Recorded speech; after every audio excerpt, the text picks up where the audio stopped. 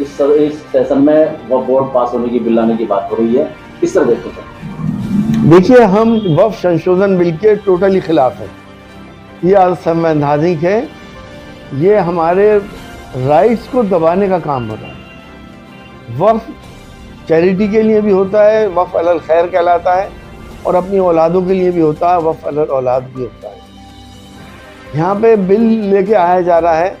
Bill लाना था तो इस बात का लेके आते कि जिन्होंने अवैध कब्जे कर रखे हैं वक्फ की प्रॉपर्टीज़ के ऊपर, उनको हटाया जाए। और वक्फ की प्रॉपर्टीज़ पे सबसे ज़्यादा अवैध कब्जे सरकारों के हैं, चाहे वो दिल्ली की सरकार हो या तमाम प्रदेशों की सरकार हो।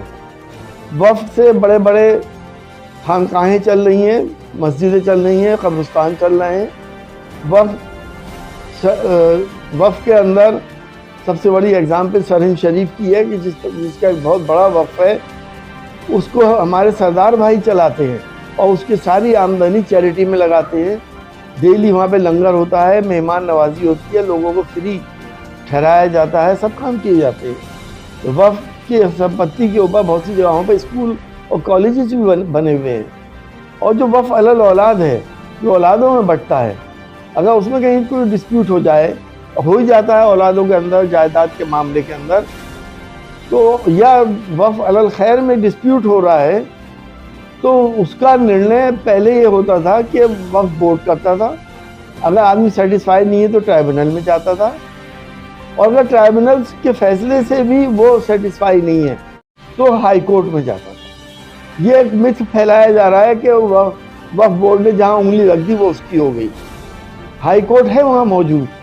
एक झूठा प्रचार किया जा रहा है वक्फ के मुतालिक। मैं वक्फ बोर्ड का मेंबर रह चुका हूँ उत्तर प्रदेश के, मुझे मालूम है। तो इन हालात के अंदर अब क्या कर दिया है कि डीएम साहब फैसला लेंगे कि इसका क्या होगा।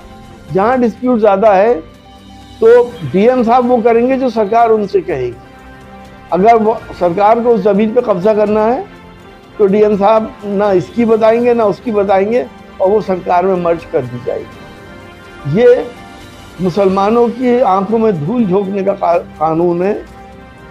होना ये चाहिए था कि वक्फ की संपत्तियों को अतिक्रमण से फ्री कराया जाता, और इसका उल्टा ये हो रहा है कि सरकार अतिक्रमण करने जा रही है वक्फ की संपत्तियों को। बिल्कुल, जैसे वहाँ का कलकत्ता का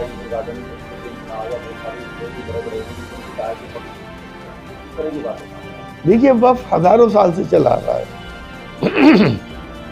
अब किस वक्त किसने कब वक्फ किया था, मुगलों ने क्या क्या वक्फ करा था, 500 साल पुराने कागज तो है नहीं किसी के पास। अब उस वक्फ को लोग बाग ख़त्म करके और उसको गवर्नमेंट का बना देंगे। यही इसमें सबसे बड़ी विडंबना है कि वक्फ के कागजात कहाँ से लेके आएंगे 1000 साल पुराने, ये तो चले आ रहे हैं। और वक्फ की संपत्तियों का इस्तेमाल हो रहा है, हाँ, मिसयूज़ भी हो रहा है। लोगों ने अवैध कब्जे कर रखे हैं, उन्हें हटाइए, उससे कोई एतराज़ नहीं है। लेकिन जो राइट है, मैंने अपनी औलाद को अगर अपनी जायदाद वक्फ करी है तो किसी को ये राइट नहीं है कानून के हिसाब से कि मेरी जायदाद को सरकार को दे दिया जाए, मेरी औलादों को मिलना चाहिए। सर, जो सेंट्रल मिनिस्टर किरेन रिजिजू उनका बयान आया कि देश में कुछ लोग वक्फ के नाम पर भड़काऊ भाषणबाजी कर रहे हैं और देश में गंदा कानून की तारीफ कर रहे हैं, तो जो उन्होंने कहा उनके खिलाफ कार्रवाई।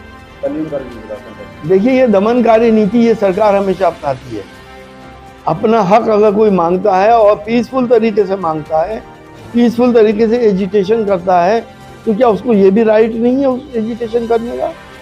मैंने वजहें आपको सारी बता दी। तो इतना बड़ा फ्रॉड कर रही है सरकार मुसलमानों के साथ कि शायद हिस्ट्री में इतना बड़ा फ्रॉड हमारे साथ कभी नहीं हुआ होगा।